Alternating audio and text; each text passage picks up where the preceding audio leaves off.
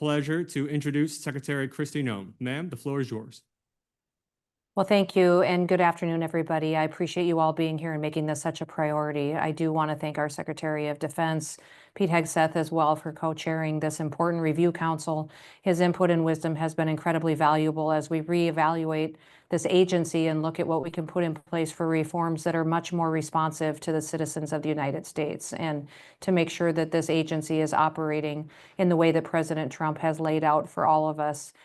To make sure that it operates responding to people when they have a crisis or for the continuation of government. I also want to thank Governor Landry for hosting the crew and for all of his hospitality. His leadership has been absolutely fantastic, and his insight and experience in FEMA and its response will be very valuable input to this review council as well. And Governor Phil Bryant, thank you. This man has spent dozens and dozens of hours putting in the work and contacting individuals and getting input so that we can end up putting this agency in the best place and position possible to be reformed and remade into a vision of an agency that respects people, responds, and doesn't get in their way.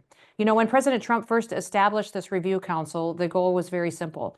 It was to provide recommendations on how to streamline and to right-size the federal government, especially in its role in disaster management. Now, I was in Texas this weekend and was there dealing and working with the individuals who are experiencing this heartbreaking tragedy and saw firsthand the devastated families, the reeling community, the leaders that are there on the ground responding. We certainly supported that immediately on search and recover efforts and partnered with the state and local governments to get Americans all of the resources that they need. Working together, state officials like Noem and the governor and his team, along with all the other agencies involved, have coordinated efforts that have rescued over 850 people. We now currently have an ongoing flooding situation going on in New Mexico as well, which we are in communication with the governor on and continuing to work there. And what President Trump has empowered us to do is to let these states and local emergency management officials run and make decisions that best respond to their communities, and we be a support that comes in and comes alongside them when they need us. Federal emergency management should be state and locally led rather than how it has operated for decades. It has been slow to respond at the federal level. It's even been slower to get the resources to Americans in crisis, and that is why this entire agency needs to be eliminated as it exists today and remade into a responsive agency. We owe it to all the American people to deliver the most efficient and the most effective disaster response. In fact, some of how we've responded to Texas is exactly how President Trump imagined that this agency would operate, immediately making decisions, getting them resources and dollars that they need so that they can conduct the response that they need to do on the ground. This job of remaking this agency is not nearly as simple as it should be, because we're up against decades of gross mismanagement and negligence. The list of FEMA's failures is staggering. The scale of those failures is matched only by their longevity. FEMA has been disastrous at times, incompetent at times, and not just in the last few years, but for decades. There's times FEMA has performed very well and has responded and delivered the help that people needed. But we look back at instances like Hurricane Katrina, which happened 20 years ago next month.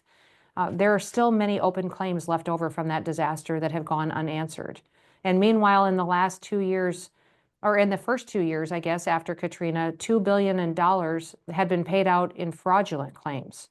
Payments for Katrina recovery are still ongoing, with $400 million being spent in just 2021 alone. And then after the wildfires in Maui, residents voiced concerns that every FEMA employee that they spoke with had different answers. None of them had conversations that resulted in getting assistance that was helpful or any clarity in their situations. The situation in Lahaina was so bad that 1 in 6 survivors were forced to trade sexual favors, other favors for just basic supplies. At the same time, illegal aliens were staying in luxury hotels using FEMA dollars.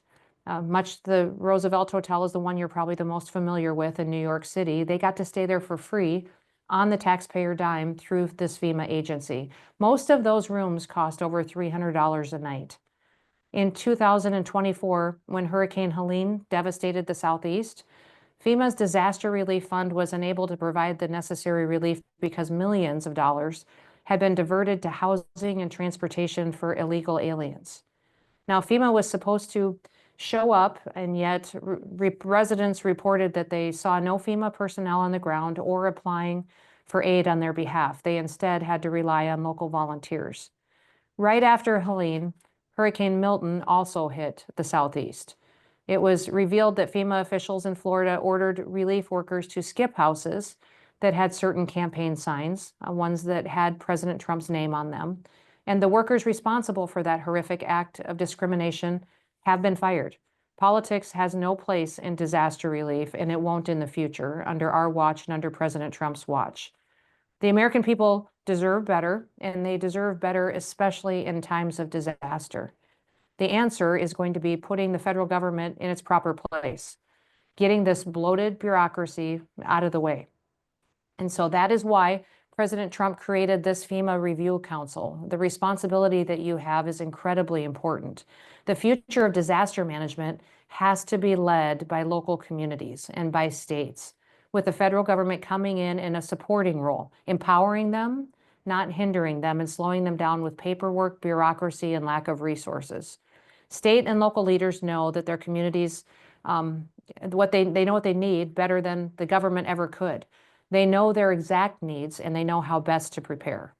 People forget that the states are older than the Constitution, and that they created the Constitution, that federalism matters and states' rights need to be respected. We need to focus more on helping, not hindering, and state and local authorities need to be empowered. We don't take charge of them. We give them the opportunity to lead the way. Now, a leader is someone who empowers others to do their job well and to be the best that they can be. The job of government is not to do everything for the people. It's to let people do things for themselves and empower them to make decisions and take personal responsibility for their lives, but to help them when a crisis happens. When I was a child, my dad always said to me, "Kristi, we don't complain about things, we fix them." And I want all of you to have that attitude. We could sit here and complain about FEMA and the failures of the past, but we are charged with fixing it. For far too long, people complained about the incompetence of FEMA. President Trump is wanting all of us to sit down with clear heads, clear minds, and a good heart and be willing to fix this agency. Together, we're going to revolutionize disaster response for the 21st century by going back to our founders' first principles and why that works. When American lives are at stake, failure is not an option. So I want to thank you all for what you're doing here. I ask that God bless your work and that we come up with the right answers for the American people. Our hearts and our prayers are with the people of Texas, the people of New Mexico, others that are going through a crisis today, and know that we will walk alongside them through this, but also that while we are doing that, that we use every opportunity in front of us to do better, to be better, and to continue to create opportunities that the United States of America can continue to be the best country leading the way in the world. So with that, I'll yield back. Thank you. Thank you, Secretary Noem. It is now my great pleasure to introduce Secretary of Defense Pete Hegseth. Sir, the floor is yours.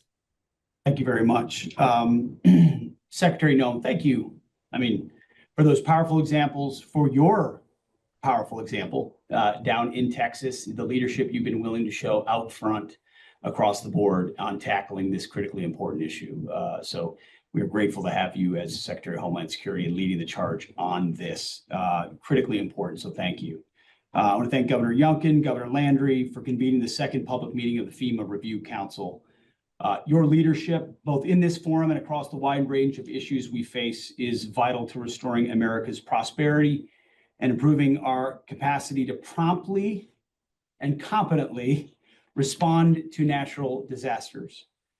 Support to our domestic partners is an absolutely critical role for DoD and the defense of the homeland, as stated in our interim national defense strategy. That's not the way it was. Our Commander-in-Chief, President Trump, has made it very clear that in conjunction with Homeland Security, in partnership with them, whether it's FEMA, Border Patrol, ICE, DHS, you name it, Homeland Security is a central tenet for DoD, and we're trying to operationalize that and live that out every day. Having this meeting in New Orleans, and this being the 20th anniversary, as Secretary Noem mentioned, of Hurricane Katrina, it's a powerful reminder of the impact that disasters have on local communities, and frankly, for us, how DoD can support the state's response. And across DoD, my team works closely with federal, state, and local partners to plan, prepare, and exercise for responding to natural disasters. I've seen the images and gotten the reports of the Texas National Guard in Texas, of the Coast Guard search and rescue. We're monitoring it closely. Where there is disaster, where there is need, the Defense Department is poised and ready to be a part of that. This time last month, DoD assembled a whole of government team in San Antonio to exercise and analyze response strategies for the 2025 hurricane season. And I've also approved annual actions that ensure General Gio, who's the commander of U.S. NORTHCOM, is able to rapidly surge support during the greatest hour of need. In parallel, it's important that Secretary Noem and her team, as well as other parts of the federal government, with her leadership, continue to work with state and local governments to enhance and increase their capabilities to respond to natural disasters, as is being done. And state and local governments continue to ensure that emergency management teams and first responders have the resources that they need, including personnel, training, and equipment.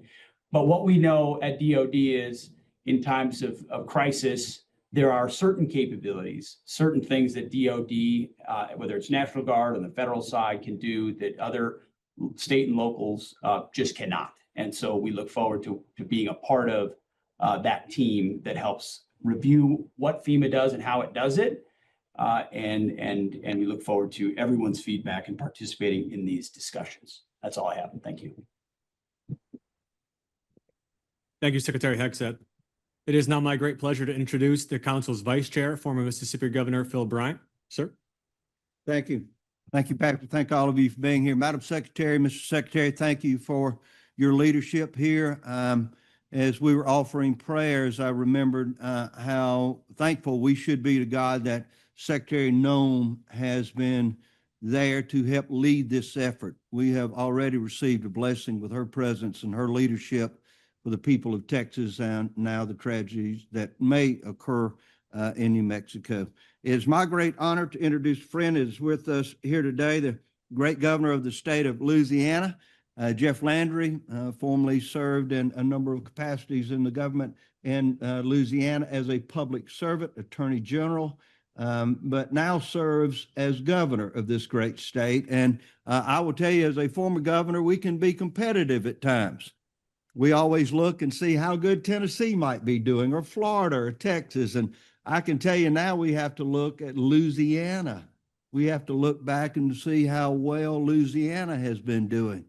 And I can tell you he has knowledge of how to deal with disasters. Katrina was the worst natural disaster in this nation's history, and much of it came to bear upon this beautiful city of New Orleans. He is here today to welcome us and to certainly talk about, I think, how Louisiana not only responds, but leads in the nation today. Governor Landry, thank you so much for being before the committee today, sir. Thank you. Well, thank you, Governor Bryant. Thank you for being such a great friend and such a great ally for Mississippi. I want to thank virtually Secretary Hegseth and Secretary Noem for their leadership that they've been exhibiting. I know I have all the confidence in the world, and I'm also, before I begin, I want to take a moment to extend our prayers to the people of Texas. The state of Louisiana has sent dozens of assets and rescue, water rescue teams to the state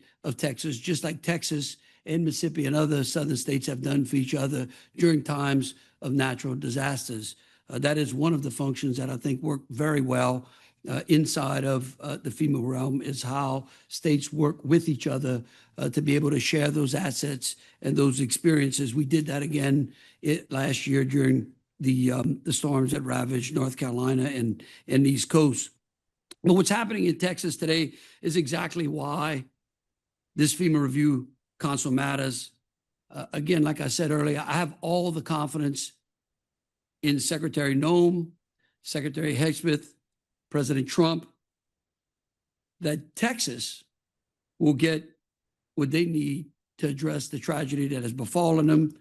As Secretary Noem mentioned, New Mexico is having some flooding as well, and I'm completely confident that the people there are in good hands, knowing that Secretary Noem and the President and President Trump's administration will be there to help them as well. The reason that I can say that I have confidence is that I have had experience with President Trump's dedication to addressing natural disasters.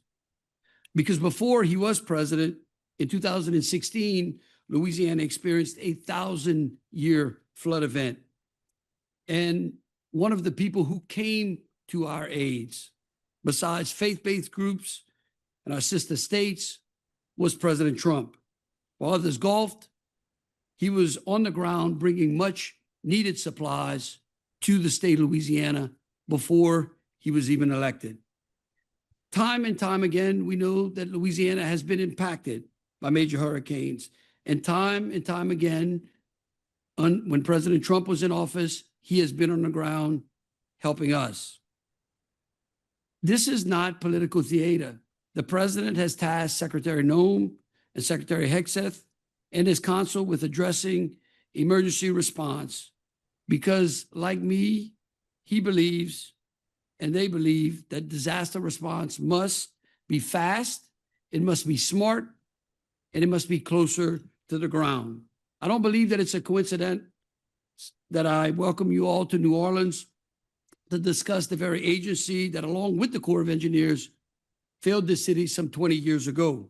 When Hurricane Katrina struck our state and the city, and since then, 10 storms have ravaged us. Since Katrina, over 10 storms have affected Louisiana. 10 times has the state of Louisiana had to deal with FEMA. As a resident of this state, I grew up on the coast. And now as governor, I can bring those experiences to bear. I know all too well the importance of having strong, reliable emergency and disaster response systems in place. My first experience with a major hurricane was Hurricane Andrew. In 1992, I was a sheriff's deputy and a National Guardsman. I spent 2 weeks responding to that hurricane without electricity. For 2 weeks, I spent without electricity. That's why I have a generator at my home from here on out. Because hurricane season is normally in the summer, and not having electricity certainly impacts those, because the heat is something that is critical, can be devastating to those communities.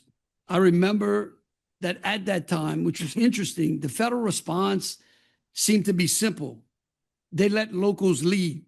I remember that because our farmers who had just experienced a devastation of their crops were put to work utilizing equipment that would have set idle otherwise.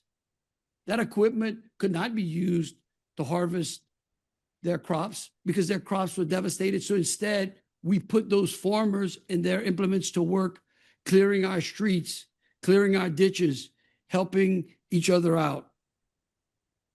Since that time, the bureaucracy of FEMA has only grown, in my opinion, to the point of dysfunction.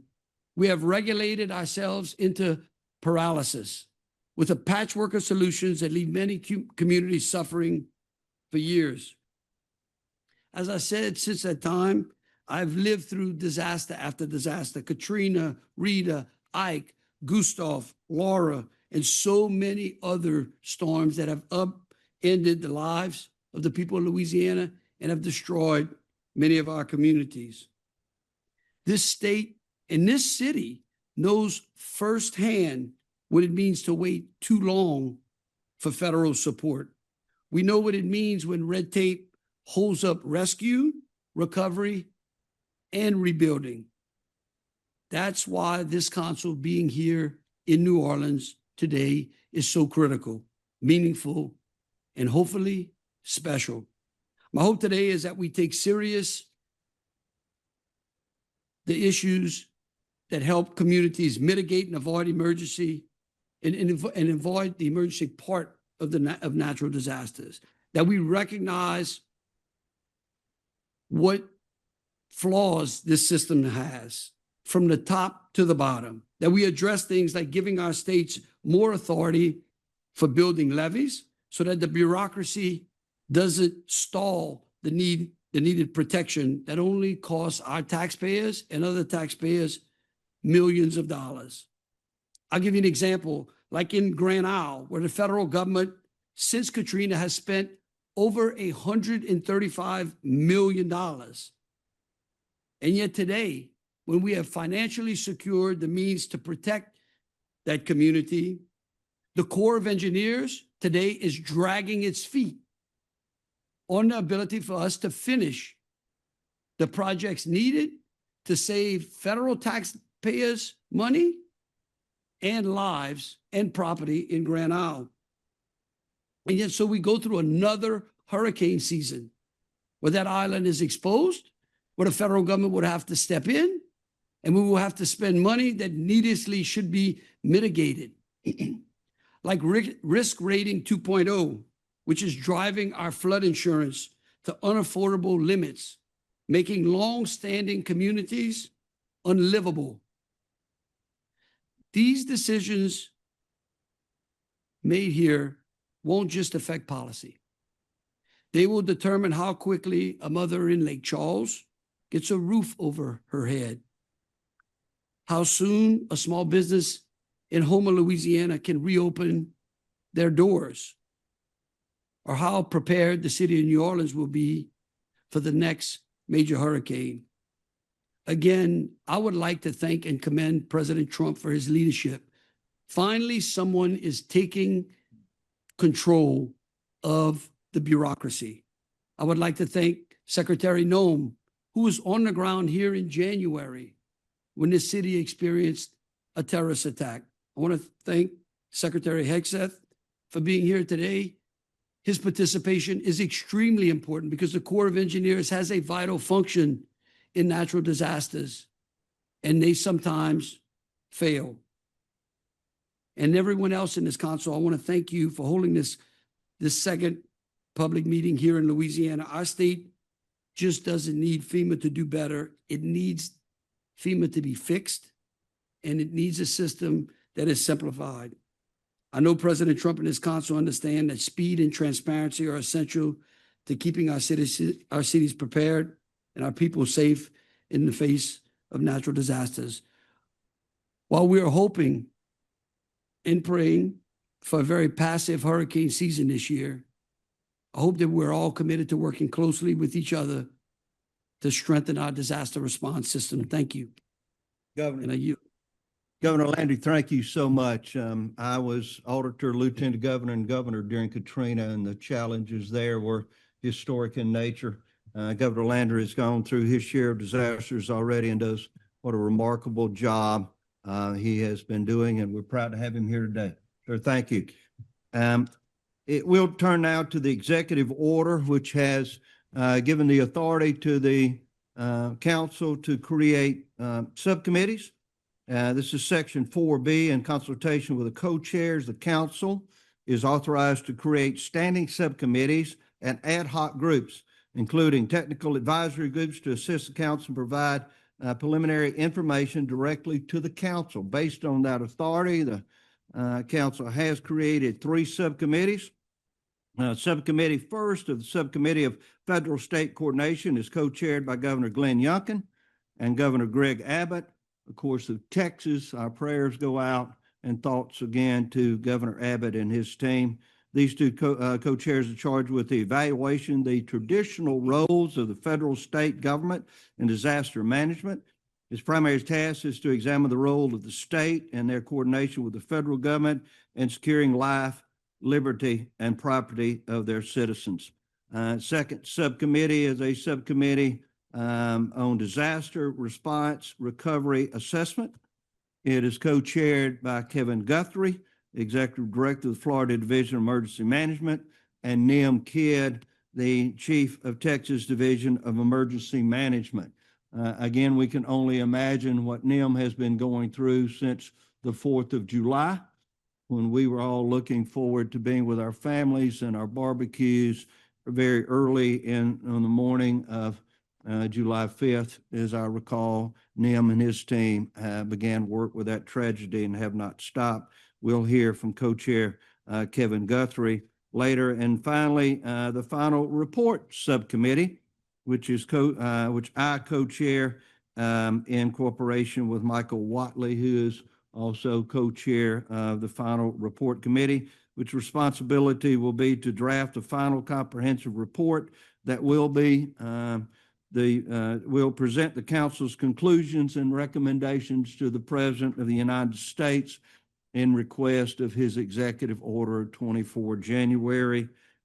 So we will now turn, I'm not sure if Governor Youngkin was able to join us today, but I think we have Governor Youngkin remotely that will report his council members, subcommittee members, of course, is Governor Youngkin, Governor Abbott, Mayor Jane Castor of the great city of Tampa, who is with us today, and Sheriff Rosie Cordero Stutz. Sheriff Rosie, so good to have you here, and Mayor, you as well. Thank you to this subcommittee. I turn now to Governor Glenn Youngkin of the great state of Virginia for his subcommittee report.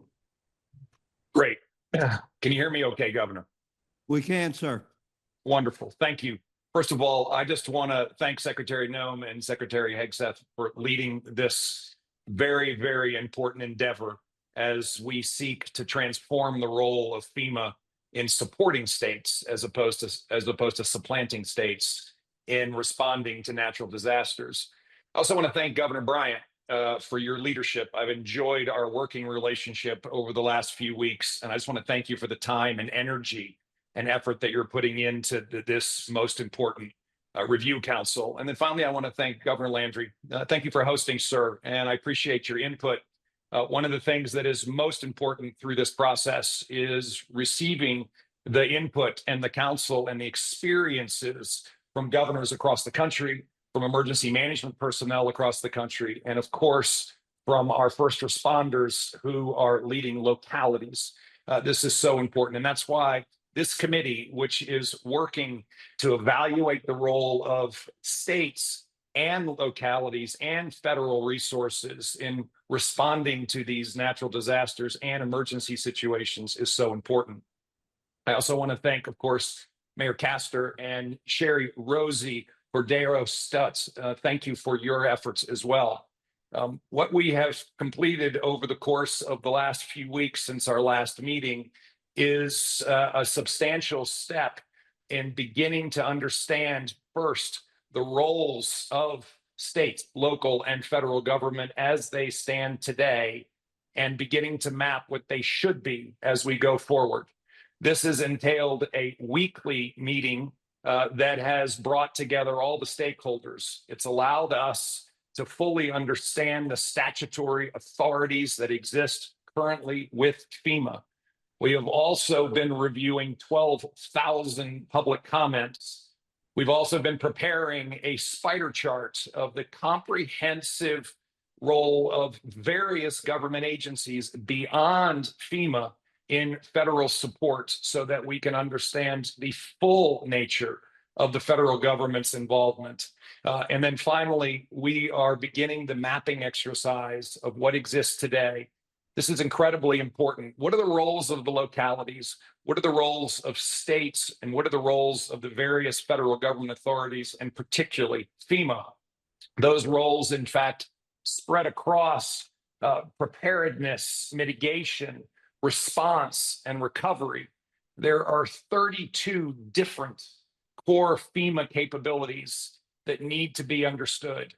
Each one of those core capabilities has a varying role that currently either has localities or states playing the primary lead, or FEMA. And as you have heard us discuss, we have seen time and time again that the localities and states are well prepared to respond to many of these emergencies. And therefore, what we are working towards is the two. We will be receiving input from governors, from local leaders, from emergency response personnel, and of course, from the Review Council itself. And as we gather this information, I think we will be able to chart a very clear delineation of the way things work today, the deep challenges with the way things work today, and then be able to provide recommendations on how we shift responsibility to the states and therefore move FEMA from being in a move FEMA from being in a supplant role into a support role. We're also mapping the funding exercise, and we need to better understand, of course, what FEMA's funding responsibilities will be with states. We hear it over and over again, and I've experienced personally in leading our response to Hurricane Helene, where it was just unclear what FEMA was going to show up with financially, what other government agencies were going to show up with financially, and therefore, how do we move forward with pace in order to meet our citizens' needs when we don't really even know how much the resources are going to be to provide the answers to the basic needs of housing and food and recovery. This is the work that we are undertaking. I appreciate the hard work on behalf of all of our colleagues. And if I can stop for a minute, Governor Abbott and the team in Texas are doing extraordinary work.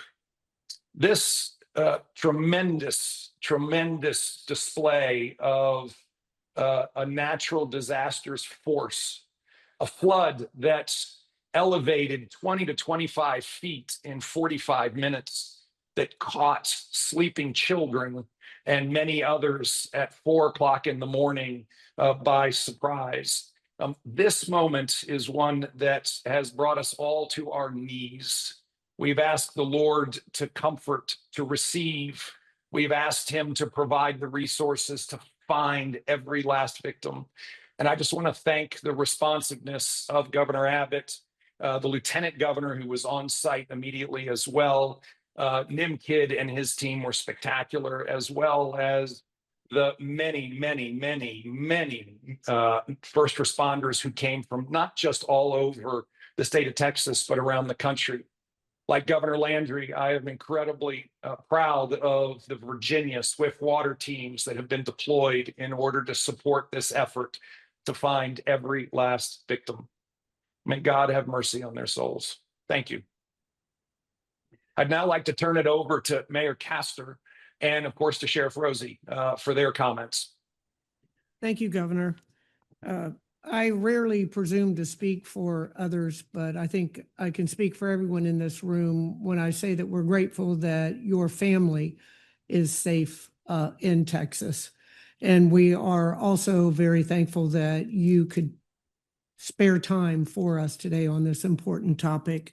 Our thoughts as well are with those who have been impacted by the tragic flooding in Texas and their families as well.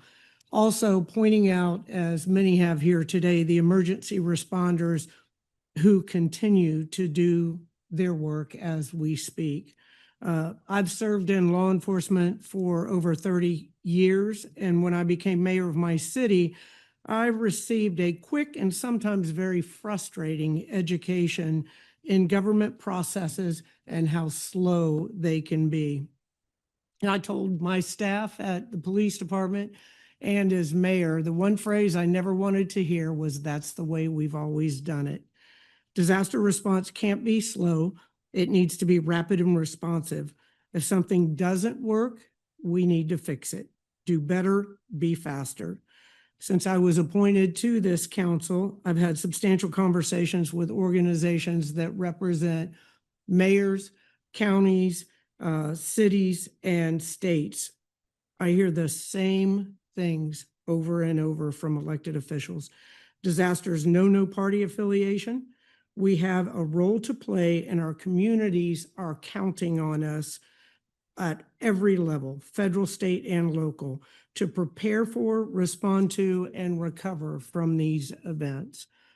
The U.S. Conference of Mayors is launching an intergovernmental emergency management task force that will be meeting next week with mayors from across the country. Next month, we'll be holding a joint meeting with NACO, which is the National Association of County Executives.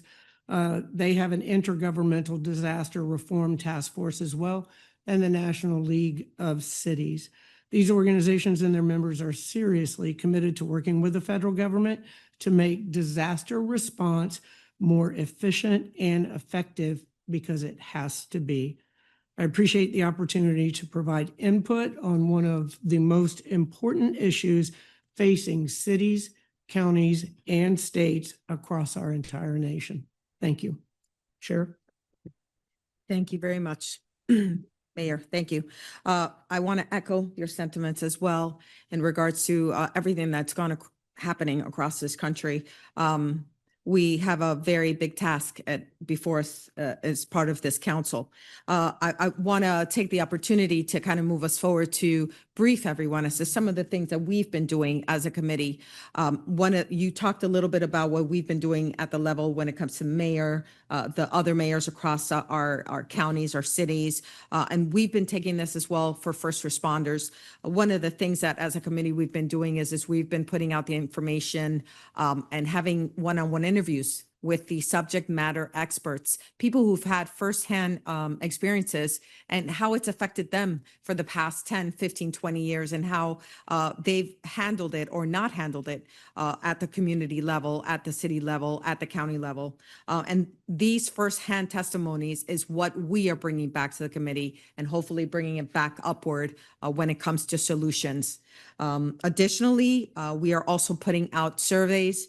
I will be sharing it through the FBI National Academy Network, through the major County Sheriff's Association Network, through the National Sheriff's Association, the Florida Sheriff's Association, and Major County Chiefs Association. These are all major organizations that allows us to tap into law enforcement, first responders, so that we can get the input that we need to be able to bring forth the best information to this committee and to this review council. I'm very proud and honored to be a part of this committee. I'm grateful and thankful to Secretary Noem and Secretary Hegseth and to the leadership of this review council. Thank you very much.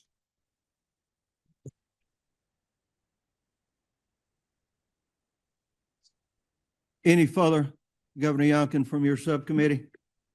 Governor Bryant, I was just going to conclude by once again reiterating that the broad participation and the extensive effort to invite comments from across first responders, mayors, and governors and emergency management personnel has been a big effort of this subcommittee. And again, want to thank all the members of the subcommittee. And I also want to thank all of those that will be providing us input. We have a very extensive mapping exercise that will collect their input and provide us the opportunity to do exactly as President Trump asked us to do in his executive order, which is to understand how it works today and how it should work, and to be able to make recommendations on how to get states in the forefront and make sure that we are providing collectively the best response possible for Americans who need our help. Governor, thank you so much. I want to thank you particularly for all the hard work and dedication you put into this effort.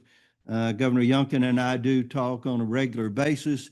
He is very focused on his mission as subcommittee chairman and has done a remarkable job, as he does as governor of the great state of Virginia. So, Governor, thank you so much for all of your work and what you're doing.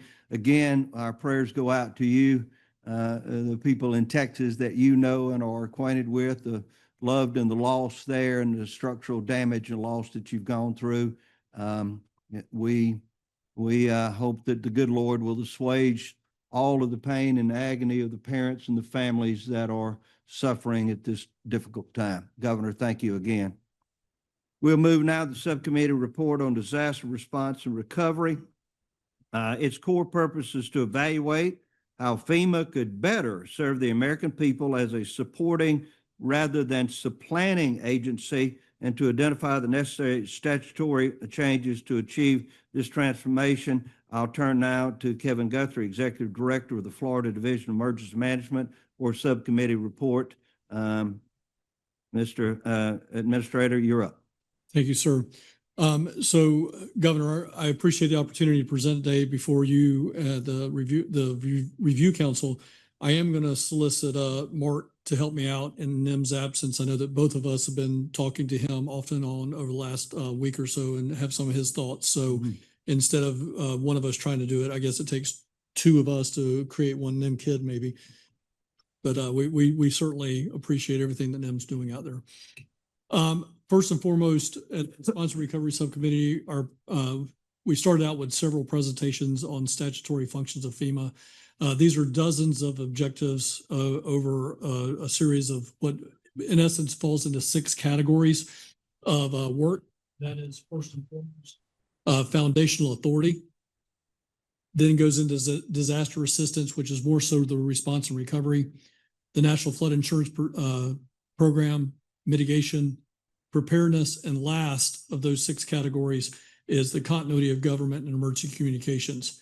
So what we're trying to do more than anything, Governor, is look at these areas in kind of a 2-pronged facet.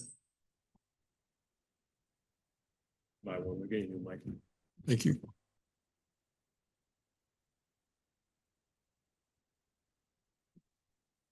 All right. So what we're trying to do is look at that in a 2-prong methodology. And those 2 prongs are, one, what can we provide to Acting Administrator Richardson today that we feel he could do with the stroke of a pen? In other words, things that are very fast acting, they do not require a change to 44 CFR, 2 CFR, any type of federal regulation, are clearly within his roles and authorities as the acting administrator. And then secondly, in parallel to that, we're looking at things that are going to take some type of statutory change that would be obviously need to start with Congress and the Senate. The next thing we have been doing and will continue to do is conduct listening sessions. You heard Governor Youngkin speak about that. You heard Sheriff Rosie and Mayor Jane talk about that as well. We all continue to do that, both informally and formally, in taking information and digesting that information. We've been giving that information to council staff so that they can run the analysis on that and get it into our presentations as we meet each week. Something that is starting to emerge, and I shouldn't say starting to, I think we as a practitioners group knew that this was always the case. EMAC, the Emergency Management Assistant Compact, continues to be our #1 go-to thing.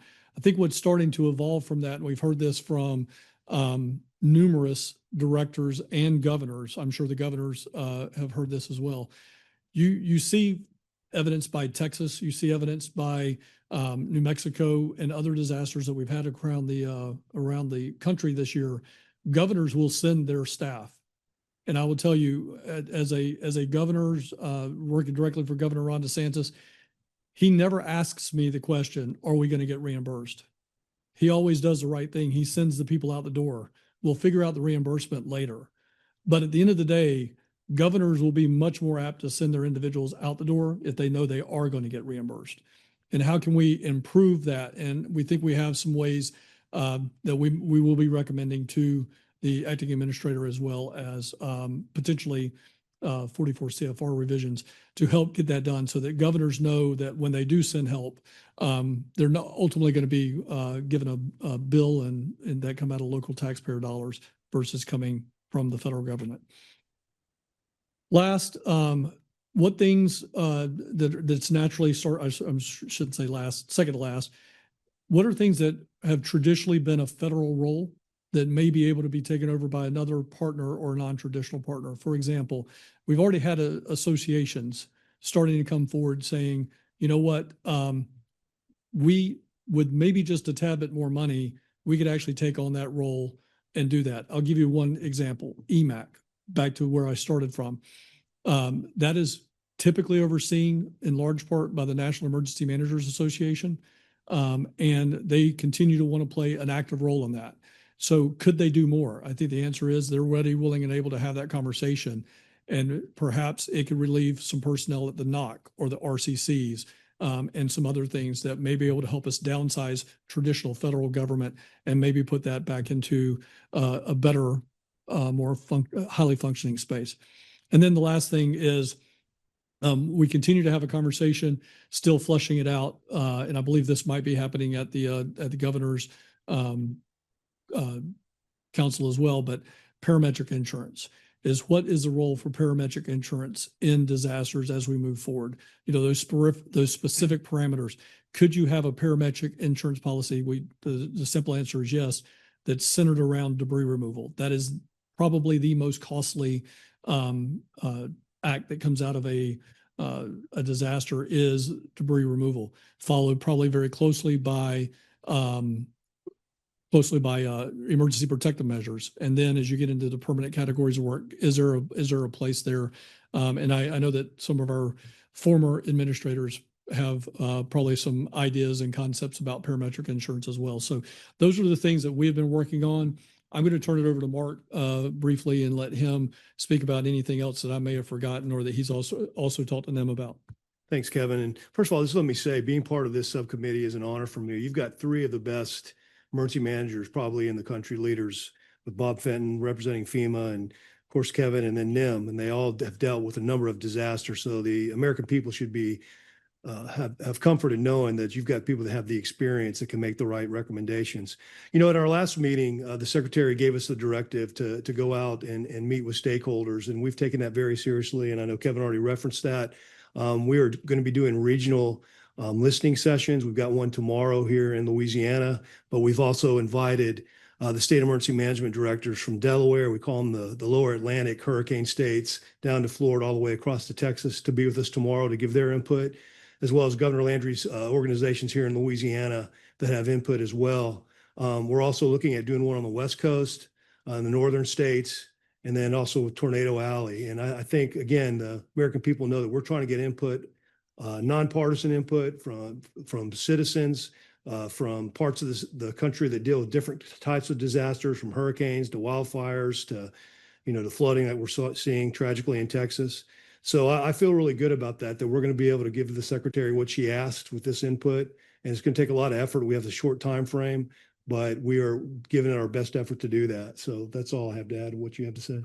Yeah, I appreciate it, Mark. And, I think Mark honed in on one thing. I know that there was a lot of social media posting ghost, if you will, of individuals that felt that this particular makeup was a lot of a hurricane Southeast United States individuals. I will tell you, this response and recovery group has painstakingly made sure that we have gotten out of our boxes, out of our states. I've been communicating with the New York State Commissioner for Emergency Management, who gave me a very, very well thought out process of preparedness metrics and things that she was able to pull together. For instance, 73% of all preparedness dollars in the state of New York have gone to all but about 14 nationally declared disasters. In other words, 202 of those disasters were not federally declared, and 73% of the people that responded to those were trained by individuals directly through FEMA preparedness dollars. I think that's the type of stuff that we don't hear about, and we need to hear more about that, how the federal funding is being effective in these states. So again, we have been listening, as my mom used to say, God gave you 2 ears and 1 mouth to listen twice as much, and we've been doing that. So I would just say we're going to continue to do that, and I appreciate Bob, I appreciate Mark, Noem, for their leadership on this council, and we look forward to bringing you more recommendations in the future. Thank you, Mr. Chairman. I hope you can all tell the 2 subcommittees have been hard at work. The Practitioner Subcommittee, as we refer to it, has done an outstanding job of bringing in those that have input that would like to discuss more about not only their experiences with FEMA, but how we might make it better for their states, involving governors, involving emergency management, United States military personnel, law enforcement, all are invited to this table. I want to welcome and thank also Brock Long for being here, former FEMA administrator, and Craig Fugate, 2 former administrators of FEMA and live to tell about it. So, gentlemen, thank you. A wealth of information. I would suggest to the committee, let's get all their knowledge that we can before we allow them to leave here. So the final committee is the final subcommittee report. Of course, that will not happen officially until 20 May of 2025.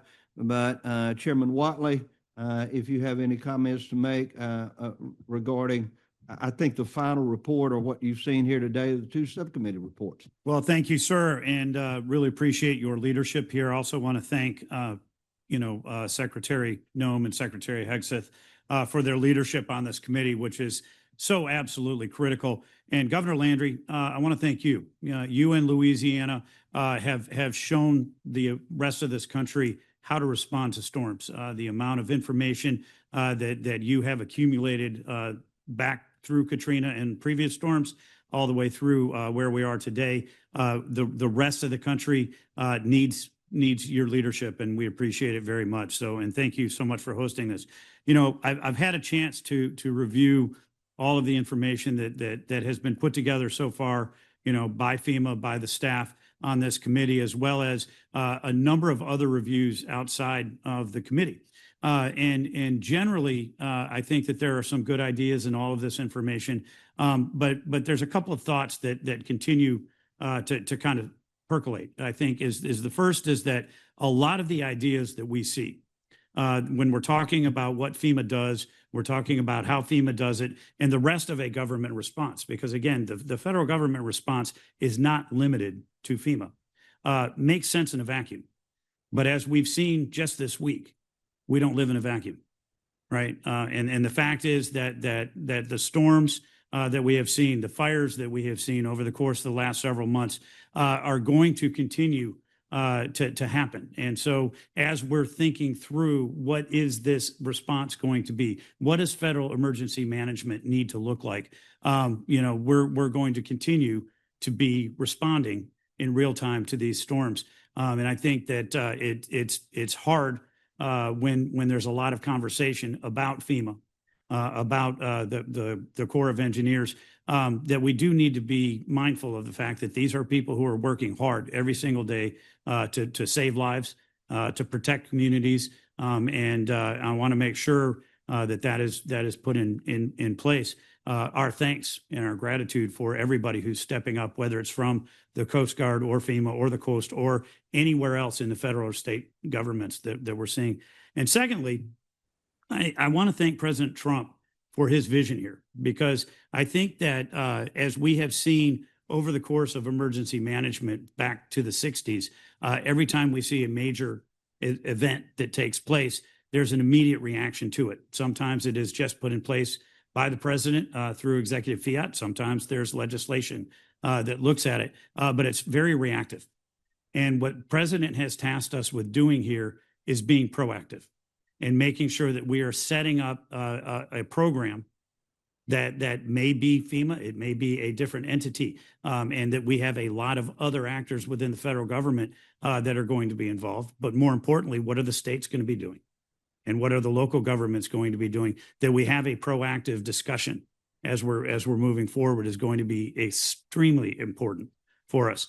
And so I feel like the president's vision here is something that is going to last far beyond his term. And I think that that's very critical for what we're trying to set up.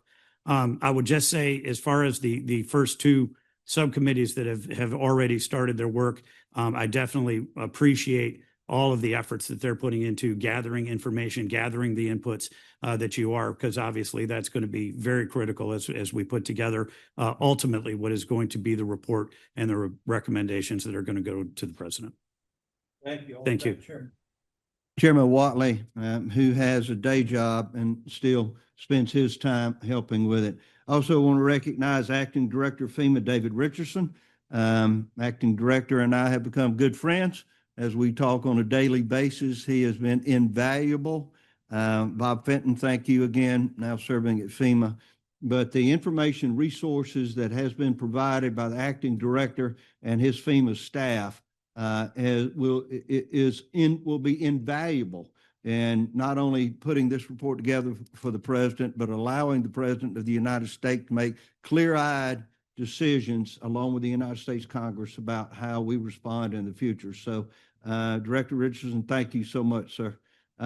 Jonathan Owen, Acting Deputy Assistant Secretary. Assistant Secretary. There was a long title involved in that, but Joe has showed up today and took charge, as all good Marines will do. I'm honored to have him here. I hope he'll get involved more as I draw people into this council to divide the workload. Joe, it is an honor to have you here, Mr. Acting Deputy Secretary, and I'll turn to you for comments before closing. Well, thank you, Governor, and thank you, everybody here. Get the mic better. Yes, sir. So again, on behalf of the department, thank you for everybody in the work, National Guard Bureau. Give a shout out there. I know you guys are working hard. Secretary sees you. Dave Richardson, thank you. Acting Director. DOD is here to support. We recognize that we bring the money, we bring assets, and we are the department of last resort. We understand that, and we want everybody to know that the department is behind you and will be supporting. I'm very much in receive mode to work through any seams and find any areas that we can improve efficiencies and support.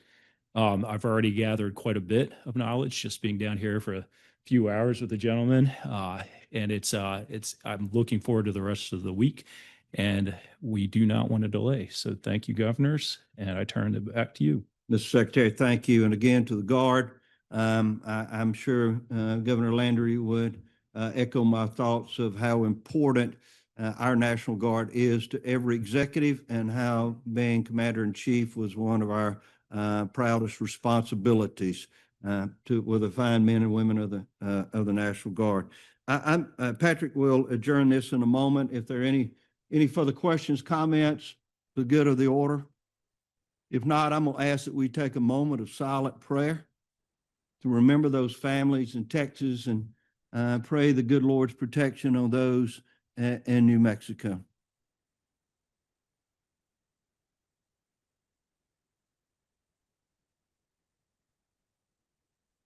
The fathers and the mothers and the children that were lost. Lord, we ask for your divine healing, to assuage the pain that they will carry with them for their days. Lord, knowing that you are there as a great sacrifice. Lead us now, Lord, that we might serve on this council in their memory. For it's in Jesus' name we ask these things. Amen. Patrick? Ladies and gentlemen, this concludes the FEMA Review Council's second public meeting. I want to thank everybody for participating both in person and virtually. A recording of this meeting will be posted to the council's website. And as various members of the council have repeatedly reiterated, your feedback is both welcome and appreciated. If you wish to contact the FEMA Review Council, you can reach out to us at FEMA-ReviewCouncil@hq.dhs.gov. You can also go to our FEMA Review Council website. It is dhs.gov/FEMA-Review-Council. And without further ado, I'd like to thank Secretary Noem, Secretary Hegseth, and Governor Landry for hosting us this week, sir. Greatly appreciate your hospitality. And to our great CBP partners here at the Customs House who are hosting us for the week, thank you all for your support. The FEMA Review Council second public meeting is hereby closed. Thank you all for attending. Thank you.